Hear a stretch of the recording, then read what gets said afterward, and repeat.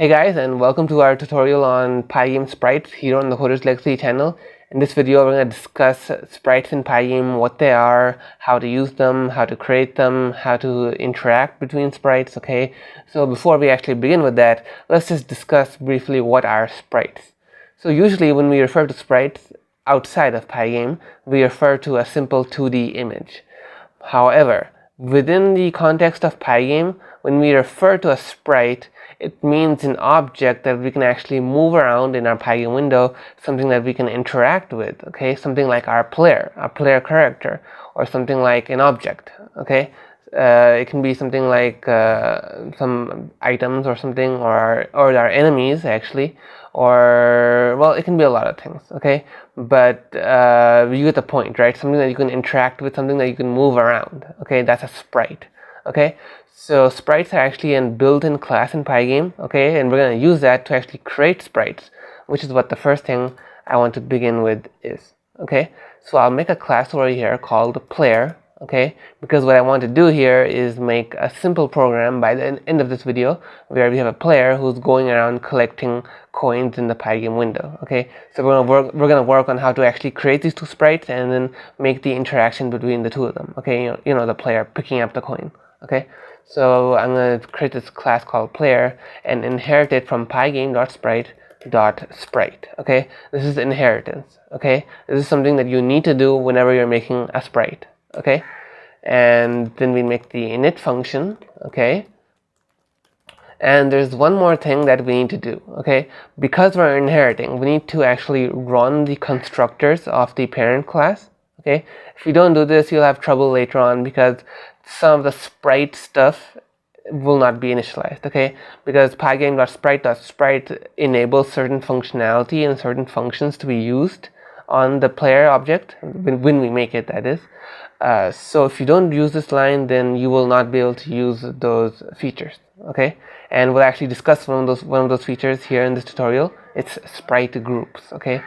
So yeah, we need to use this line over here which initializes the pygame.sprite.sprite functions, okay? So over here, what I'm going to do is start off with some basic stuff. I'll make an image, okay, and use pygame.image.load, okay, and I already have some images over here ready, coin and player, okay. So I'm going to do player.png, and I'm going to create a rect over here. Check out my video on rects if you haven't already. So rects are really important, okay? They define the boundary for the sprite, okay? Like we have our player, right? And we need some kind of boundary around him which defines the area he's taking, okay? That's what a rect is. It's a rectangle that is drawn around the player, okay? And then the way collision detection works is that we check for collision between these two boundaries, like between the boundary of the player and the boundary of whatever he's touching, okay? So rects are very important, okay? So yeah, and they're pretty much a compulsory in everything that you want interaction with, okay? So be sure to have it. Then over here, I'm going to go ahead and create a render function because I want to draw my player now. And this is just how I usually do things. I make a init function, which is compulsory pretty much. Then I make a render function for drawing the stuff.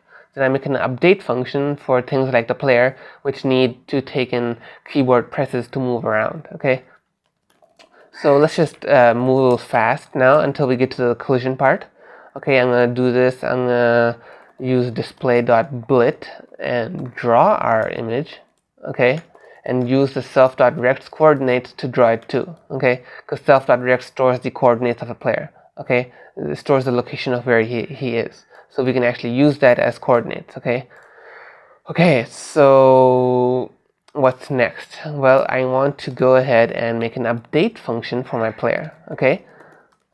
And in here, I'm going to take in keyboard input like this, pressed keys, okay, is equal to pygame.keys.getPressed, okay? I want to see which keys are being pressed, okay? And if the key being pressed is, I think it goes like this. If key left is being pressed, then move him a bit over there. Hold on. How's it gonna go? Self.rect.x, okay, move him to the left. Now if I'm moving the player to the left, okay, so that means that I want the coordinates to decrease, right? Because from 0, 0, which is the top left corner, values increase as you go down and to the right, and they decrease as you go up and to the left. So I want to decrease this by something like 1, okay, we'll adjust that later. Else if pressed keys is k underscore right. I hope I'm doing this right. I'm a bit confused about this part because it's a bit hard memorizing all of them. Okay, so let's do it like this. Okay, and now I'll come down here and make an object for the player. Okay, and I'll come down here now and render this player. Okay, just one or two things we need to do. We need to refresh the screen. Okay, I'll just make it black. Okay, and then we render our player. Okay, player dot render and pass in display. And more importantly, you need to up here call player dot update. Okay, now let's run this and hopefully everything turned out quite well. Okay, it's loading. Okay, there's a slight error over here. Okay, maybe I did that wrong. It's pygame.key maybe.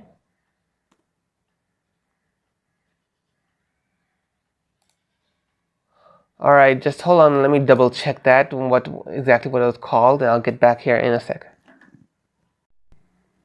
Alright, so I figured out the problem. It's not really a problem, it's more like I just forgot to make an import in a specific manner, but let's just forget that and do this a simple way. I'll do pygame.kleft and pygame.kright, okay, because these are basically, part of the Pygame library. So I'll now run this, and we should see our player pop up over there. Okay, let's just give him an initial position. Okay, I'll do self.rect.top left, and I'll give this the value of, let's put him somewhere down there, so something like 200. Okay, 200 on the Y, and he should appear somewhere down there. That's good. Okay, that's what I want. And let me try moving him. Okay, that was really fast. Okay, I need to actually set the FPS over here, because right now I have no idea how many frames it's running on. Okay, it could be running on 500 for all I know. So I'm just going to create an FPS clock. Okay, pygame.clock what was it? Clock, yeah. And I'll come down here and say fps.tick 60. Okay, that's reasonable enough. Alright, what's up with that? Pygame.time, was it? Yeah, okay, I got that right. So here, let me move the player now. And yep, he's moving. Okay, now he's actually kind of moving slow. Okay, so let's just go and adjust this a bit over here. Okay, just change that to 2. Okay, and let's try moving him now. Alright, that's more reasonable. Alright, that's a lot better.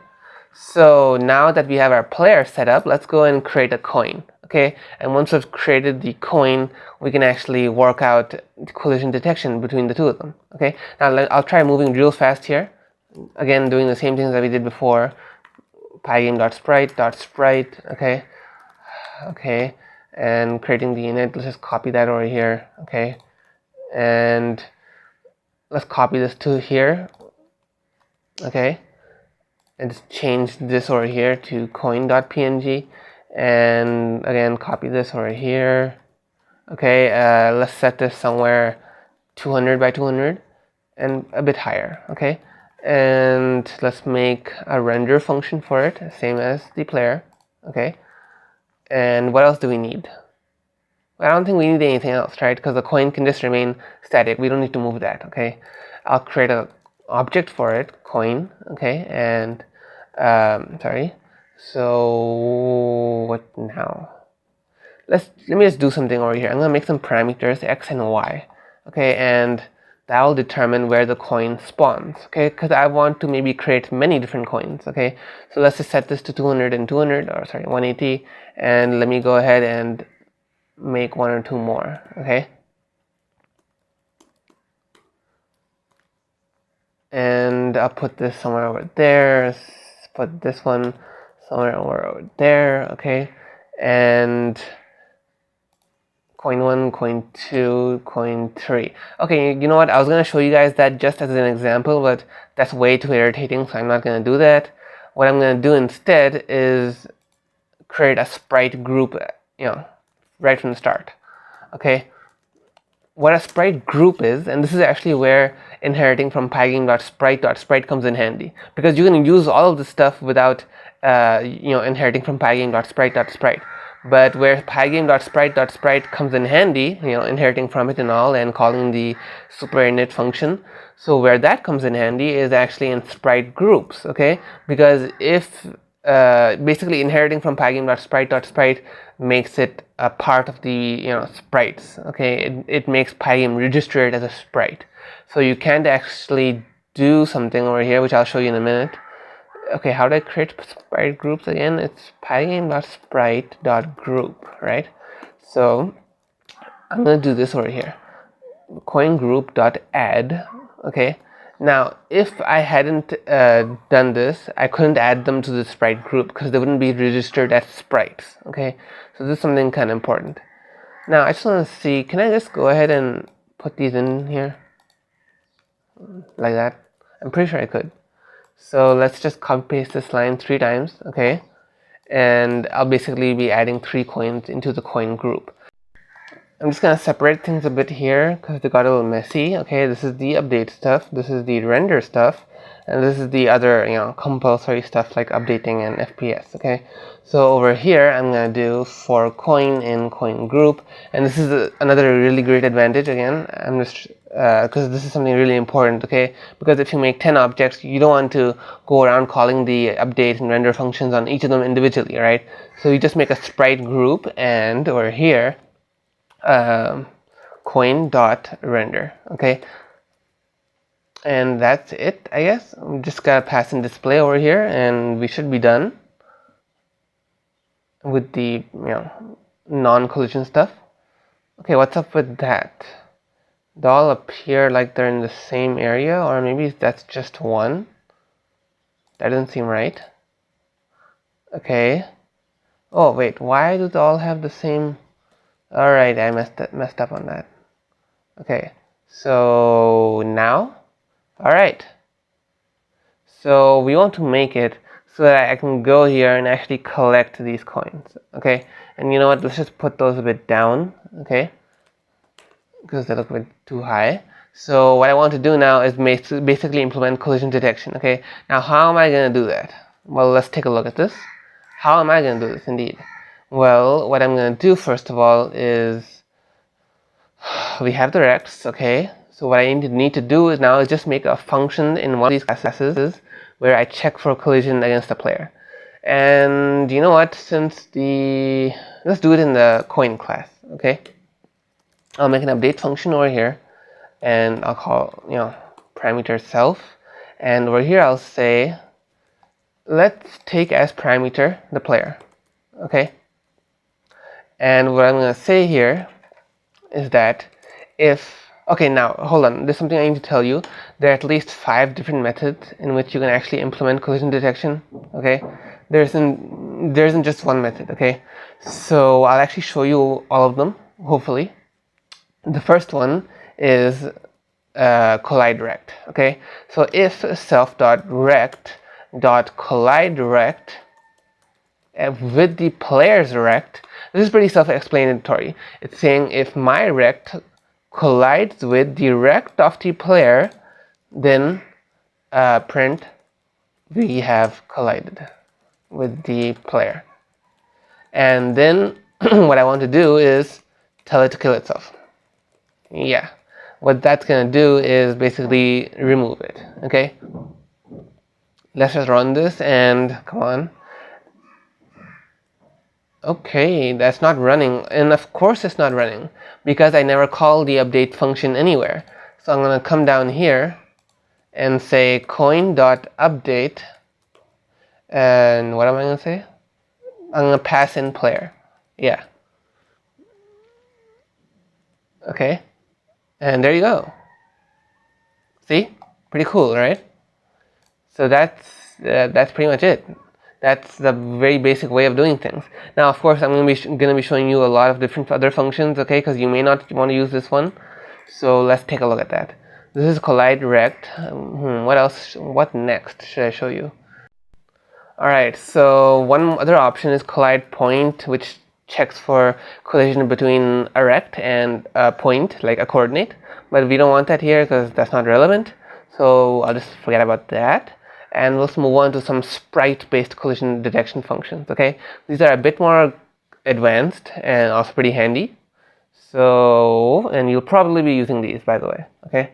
Collide rect is great, but when you're dealing with rects, then you usually use collide rect, and with sprites, you usually use the sprite collide functions, even though they're pretty much the same thing, okay? So what I'm going to do here is pygame.sprite collide. Okay, now the problem here is that let me just work out the parameters first. Okay, there are 3 parameters. Okay, one is the object that you're checking collisions against, which is self in this case, because it's the coin. If I was writing this function somewhere outside of the coin class, then I would write the coin object over here like this. But we are doing this inside the coin class. So I'll do self. Okay, now this is where things get a little complicated, because the second parameter is not a sprite. Okay, it's not a sprite that we're comparing against. We're comparing it against a sprite group. That's what the second parameter actually is. Okay, it's not one single sprite. And if I try passing player into this, it's gonna give me an error. Okay, it won't work. Okay, so what I need to do here, even though I don't like doing this, player group is equal to pygame.sprite.group. And who knows, maybe you will actually end up having several players, so this will actually make sense somewhere down the line, but I don't know. Okay, hold on. I need to declare the player first and everything. So add player. Okay, so what I'm going to do here is change this to group instead. And this will take in the group. Okay, I'll change that over here right now. Sorry, not that one. I'll change this to player group. Okay, so, and by the way, this function, I actually just realized this would make a lot more sense if it were in the player. Okay, I don't know why I made this in the coin. I should have put sprite collide in the other one, because we should have been checking the coin against, the player against the entire coin group. And you know what, it's not too late to do that. So let's go ahead and just delete this. Okay, and let's go over there to, where should I put this? Over here. Okay, and I'll say that if pygame.sprite.collide, okay, let's take in the group as the parameter, and let's just remove this. Okay, we don't need this. Okay, and let's just remove that too, because we don't need the update function anymore. And over here I'll say the coin group. Okay, I know I've been mixing things around a bit, but this is just the, the thought process that people usually go through when making games and stuff. So yeah. Alright. Now there's one slight thing over here. I don't want the player to die when he hits the coin, right? So, well, we're going to have to take a look at this a bit carefully. One thing is that there's actually a third parameter. Okay, this parameter is a Boolean value which is either true or false. Okay, now what this parameter does basically is that if it's true, it's gonna kill the sprites if they collide. Okay, now let's just turn this on and see what happens. Okay, come on. All right, watch that. You see? Now that was really handy. Okay, I'll tell you why. Because while this was in the coin function, we could have just done self.kill, right? But we can't do that to the player. So what sprite collide does is that it takes care of that for us and just does this. It does it for us. Okay, we don't need to go around figuring out how to kill the coins. Okay, this is all taken care of for us. We just need to do the other stuff, like for instance, if we had a money variable, we would be like money, okay, incremented or whatever. But we don't need to do that now, so great. Okay, there's a quick little something I want to point out over here, just so that I don't create any misconceptions, is that this doesn't return a Boolean value or something like, yes, it collided with a sprite in that group or something like that. No. What this does actually is that it returns a list, a sprite list. It contains a list of sprites that you're currently colliding with. So I'll go ahead and show you that. Alright, sprite list. Now watch. I'm going to go there and collide with that, and we see a sprite was basically returned. Okay, so I'm just pointing this out. This is just how it's done, basically. Okay, it returns a list. Okay, a list of the sprites that you're colliding with. And there's another function called sprite collide any, which is basically a simpler version of the sprite collide function. It's the same thing. It's a bit faster though because it has less features. Okay, so if you don't want the extra features on sprite collide, you can use sprite collide any. What this does is that it just simply checks to see if two of them are colliding. If a sprite and a sprite group, if there are sprites in that which are colliding with each other. That's all it does. Okay, so if you're looking for something simpler, then you can use this. And by the way, I'm telling you a lot of stuff right now, so you may not remember some of it or something, or you may want to look it up later quickly. So you can just Google Pygame Sprite documentation, and there's an entire page on that in the Pygame wiki, and you'll find a lot of stuff there, info on each and every function in there. Okay, and there's just one more thing I want to mention, which is the group collide. Okay, and this is fairly obvious. Okay, it takes a parameter group 1 and group 2. Okay, yeah, so what you can do here is just call this on two groups, and then it's going to return a list of sprites in those groups which are colliding with each other. Okay, so alright, just one more thing I want to mention actually is that if you ever try using this one, this takes two more parameters, Boolean values. Okay, what this does is that this Boolean value is for this group, and this Boolean value is for this group. And what these are those do, kill, or kill methods. Basically, these are the ones that state that if the collision occurs, then you want to kill the sprites in group 1. If a collision occurs, you want to kill the sprites in group 2. Like if a sprite from group 1 collides with group 2, with the current setting, both of them will die. Okay, but if I do something like this, then the sprites in group 1 will not die, but the sprites in group 2 will die. So this is pretty handy, okay? And you may want to use this, and definitely it's interesting. So there's no point in me really showing you this right now because it's pretty obvious, and I've already shown you very similar functions. So go ahead and try it out on your own if you want to. But for all intents and purposes, we're done with this video right here. Okay? So sorry it dragged on so long, and hopefully we'll try making more concise stuff in the future.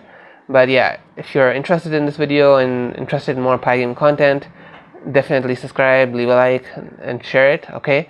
And yeah, please support the channel, and I'll see you guys in a later video.